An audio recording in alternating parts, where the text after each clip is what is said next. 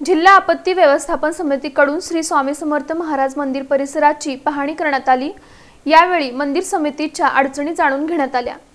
अक्कलकोट येथील वटवृक्ष श्री स्वामी समर्थ मंदिराच्या आपत्ती व्यवस्थापन अनुषंगानं जिल्हाधिकाऱ्यांच्या आदेशानुसार जिल्हा आपत्ती व्यवस्थापन समिती अधिकारी शक्ती सागर ढोले, प्रांताधिकारी सुमित शिंदे, उपविभागीय पोलीस अधिकारी विलास यामावार, तहसीलदार विनायक मगर, मुख्याधिकारी रमाकांत डागे, अक्कलकोट नॉर्थ पोलीस ठाण्याचे पोलीस निरीक्षक राजेंद्र टाकणे, आरोग्य निरीक्षक नितीन शेंडगे यांनी भेट देऊन पाहणी केली।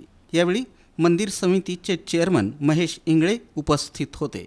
त्यानंतर तब्बल 3 तास तहसील कार्यालयात बैठक पार पडली। यामध्ये मंदिरात येणाऱ्या अडचणी आणि भक्तांना कशाप्रकारे चांगल्या सोयीसुविधा देता येतील याबाबत सविस्तर चर्चा झाली।